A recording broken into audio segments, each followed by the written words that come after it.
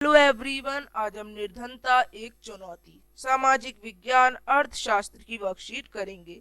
परिचय। हम अपने दैनिक जीवन में अनेक ऐसे लोगों के संपर्क में आते हैं जिनके बारे में हम सोचते हैं वे निर्धन हैं। वे गांव के भूमिहीन श्रमिक हो सकते हैं या फिर झुग्गियों में रहने वाले व्यक्ति।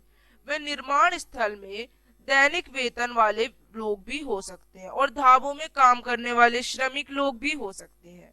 वे चिथड़ों में बच्चे उठाए भिखारी भी हो सकते हैं या फिर कूड़ा बीनने वाले भी हो सकते हैं। तो हमारे देश में वास्तव में देश का हर चौथा व्यक्ति निर्धन है, गरीब है।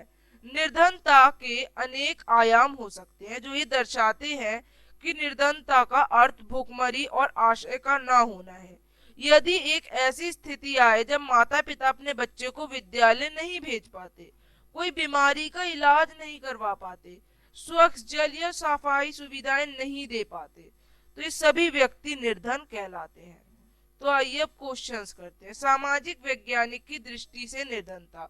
चूंकि निर्धनता के अनेक पहलू हैं, सामाजिक वैज्ञानिक उसे अनेक सूचकों के माध्यम से देखते हैं। सामान्यतः प्रयोग किए जाने वाले सूचक वह है जो आय और उपभोग के स्तर से संबंधित है।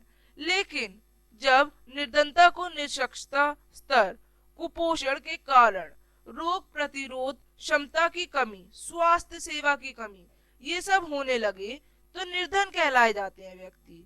निर्धनता रेखा क्या होती है? निर्धनता के आकलन की एक सर्वमान्य सामान्य विधि आय तथा उपभोग स्तरों पर आधारित है। जब किसी व्यक्ति को निर्धन माना जाता है यदि उसकी आय या उपभोग स्तर किसी न्यूनतम स्तर से कम हो तो वो निर्धनता रेखा में आता है। निर्धनता रेखा का जो मुख्य ये खाद्य वस्तु जैसे अनाज दालें ये बहुत सस्ते में प्रदान करता है और पैसे भी मिलते हैं इसमें।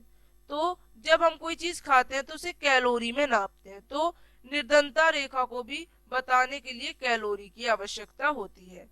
ग्रामीण क्षेत्र में 2400 कैलोरी होती है प्रति व्यक्ति की प्रतिदिन की, वहीं नगरीय क्षेत्रों में 2100 होती है।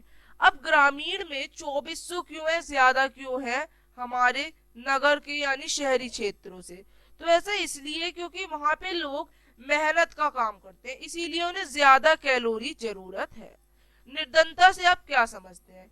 निर्धनता एक ऐसी स्थिति है जिसमें व्यक्ति को अपने जीवन यापन के लिए जीवन की न्यूनतम बुनियादी आवश्यकताएं यानी भोजन, वस्त्र और आश्रय भी प्राप्त ना हो। सामाजिक वैज्ञानिकों द्वारा परिभाषित गरीबों के संकेतिक क्या है?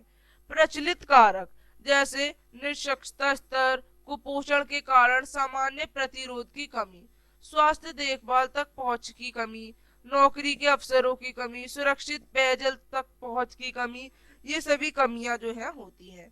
गरीबी रेखा से नीचे के लोग के पास किन मूलभूत सुविधाओं का अभाव है? गरीबी का मतलब है साफ पानी और स्वच्छ जल सुविधाओं की कमी होना। इसका अर्थ है न्यूनतम सभ्य स्तर पर नियमित नौकरी की कमी भी है। तो चौथा प्रश्न है आप लोगों का, गरीबी रेखा समय और स्थान के साथ बदलती रहती है, कैसे?